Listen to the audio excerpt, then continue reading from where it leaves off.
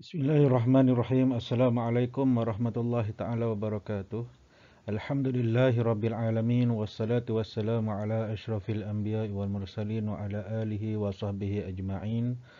Qala rabbi shrah li sadri wa yassir li amri wahlul 'uqdatam min lisani yafqahu qawli.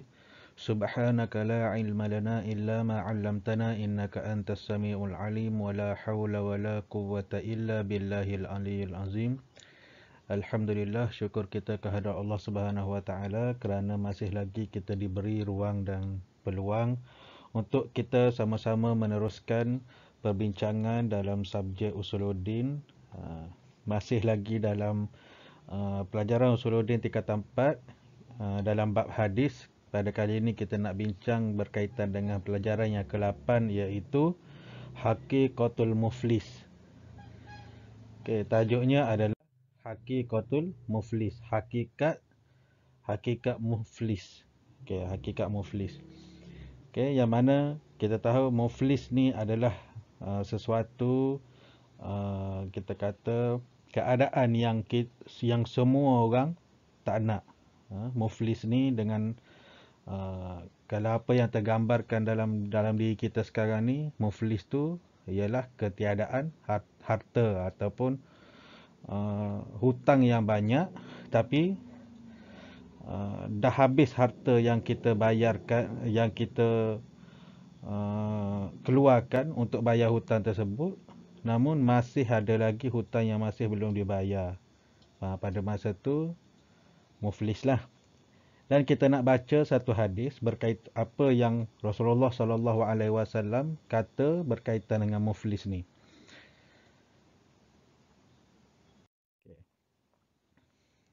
Hadisnya an Abi Hurairah radhiyallahu anhu anna Rasulullah sallallahu alaihi wasallam qala atadruna mal muflis qalu al muflisu fina man la dirham lahu wala mata'a faqala innal muflisa min ummati ya'ti yawmal qiyamati bi salatin wa siyamin wa zakatin وَيَأْتِي قَدْ شَتَمَ هَذَا وَقَذَفَ هَذَا وَأَكَلَ مَالَ هَذَا وَسَفَكَ دَمَ هَذَا وَضَرَبَ هَذَا فَيُعْطَى هَذَا مِنْ حَسَنَاتِهِ وَهَذَا مِنْ حَسَنَاتِهِ فَإِنْ فَنِيَتْ حَسَنَاتُهُ قَبْلَ أَنْ يُقْضَى مَا عَلَيْهِ أُخِذَ مِنْ خَطَايَاهُمْ فُطِرَتْ عَلَيْهِ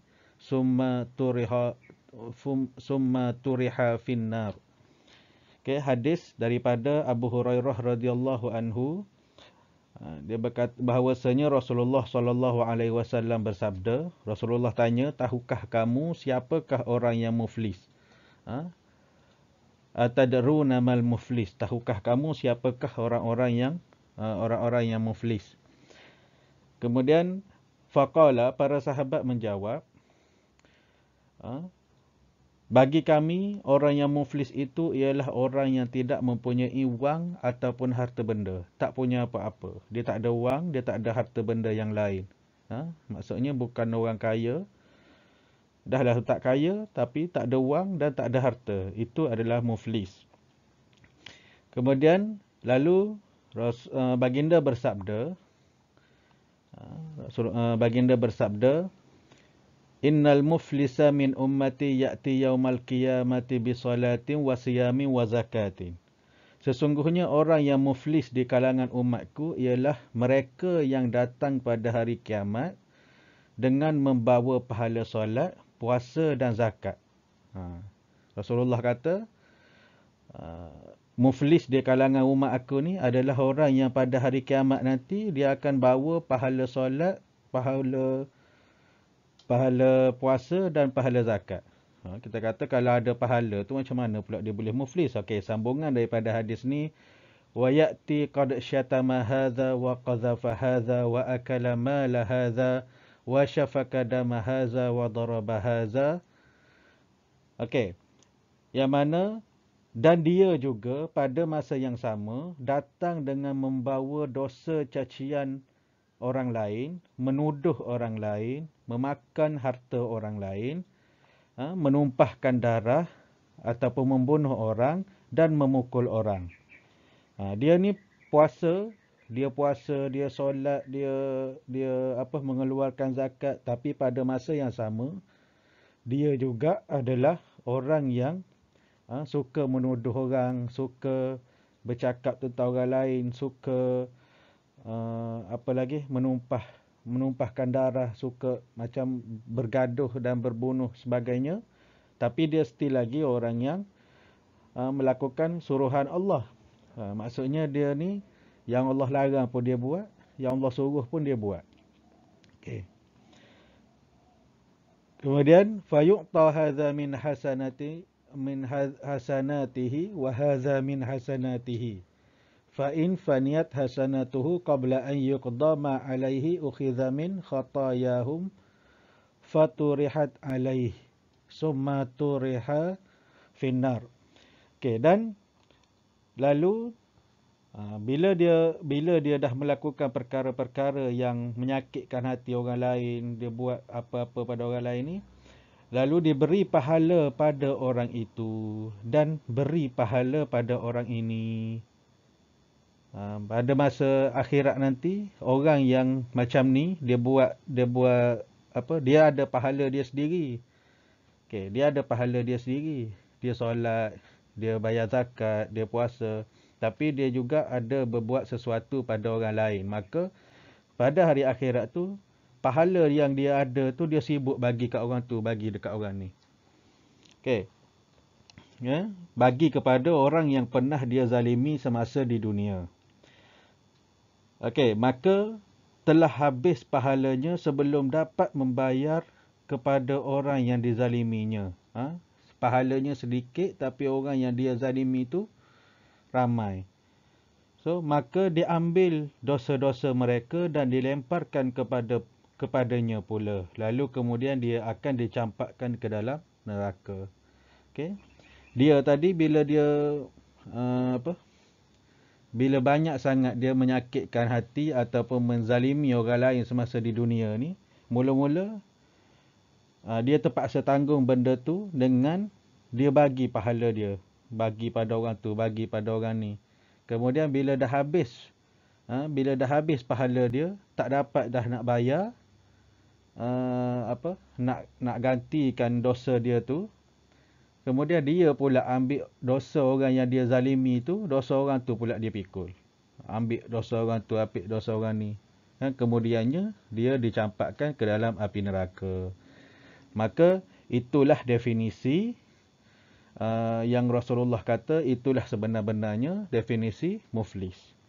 Okey, kita teruskan, kita tengok kepada ma'anil kalimat.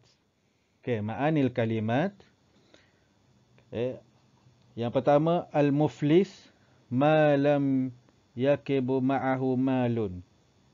Malam yabqu ma'ahu malun. Orang yang tiada harta. Mata'a kullu ma yantafi'u bihi. Setiap barang yang memberi manfaat. Okey, syatama sabbun, iaitu cacian ataupun celaan. Qazafa apa dia kata tu, ittahum, attahum, menuduh. Syafaka araku damhu, menumpahkan darah. Kemudian khataya, zunub, dosa. Faniyat, faniyat badun wantaha wujuduhu, habis yang ada padanya. Turiha alqa wa bu'ida anhu, dicampakkan dicampak ke dalam api neraka. Okey, itu ma'anil kalimat. Okey, kemudian kita tengok syarahul hadis ijmalan, huraian hadis ini secara umum. Hazal hadis yubayyinu lana umuril atiyah. Okey, hadis ini mengajar kita berkaitan dengan beberapa pengajar memberitahu kita tentang perkara-perkara berikut. Okey, yang pertama, al-muflis fid dunya huwa allazi la yamliku ad-dinar ad-dananir wal amlak wa mimma yantafa'u bihi. Okey, orang yang muflis di dunia adalah mereka yang tidak memiliki duit, wang ataupun harta benda. Wa amma muflis fil akhirah huwa allazi tudhi'u hasanatuhu wa la yabqa lahu thawab bisababi zalamuhu fid dunya bifi'lihi sayyi'ah.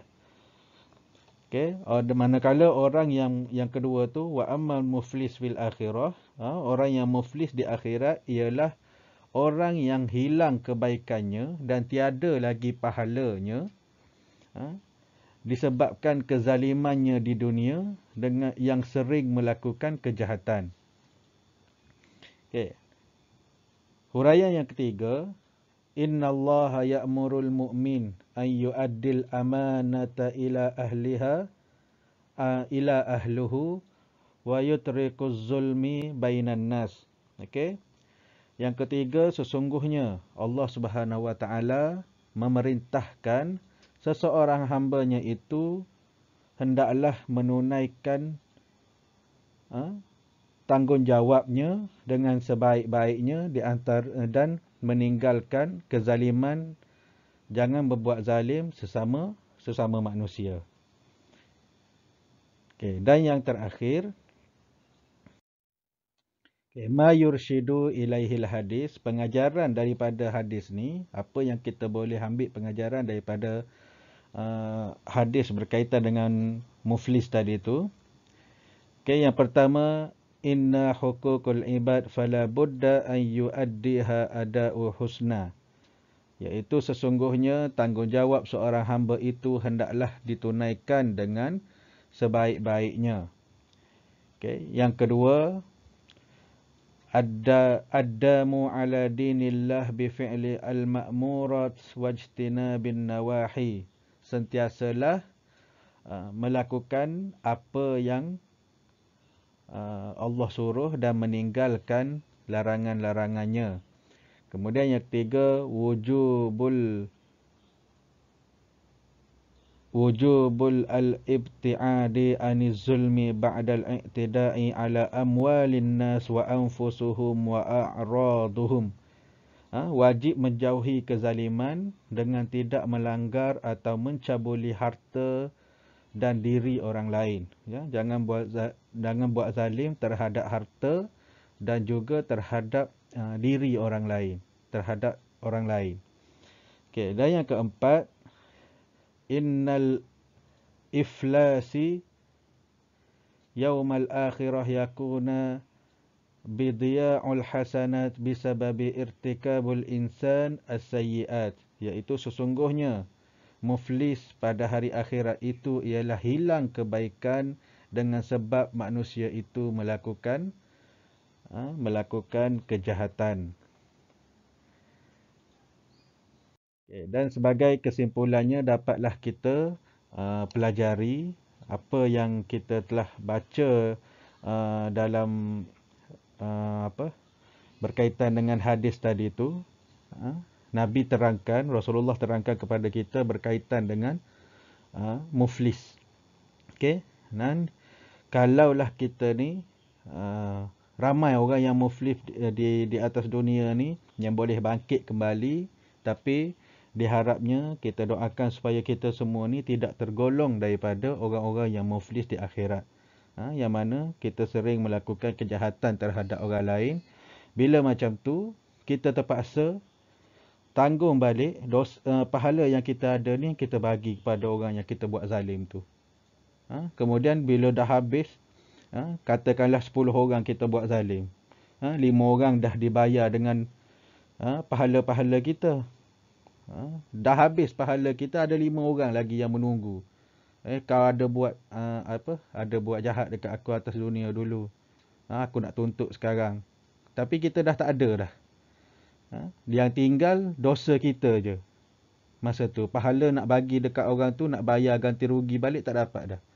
Maka kalau kau tak ada duit, kalau dah pahala dah tak ada, kau ambil lah dosa aku ni, kau tanggung.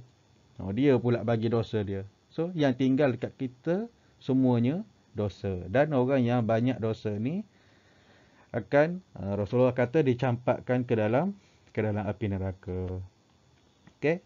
Dan semoga apa yang kita bincangkan pada hari ini, pada kali ini, boleh memberi manfaat untuk kita semua dalam sebagai satu cara untuk salah satunya mengambil iktibar dan pengajaran daripada hadis ni, dan yang keduanya untuk sebagai rujukan dan membantu pembelajaran kita masing-masing dalam subjek usuluddin bagi tingkatan 4 ini. Wallahu a'lam bishawab. Assalamualaikum warahmatullahi taala wabarakatuh.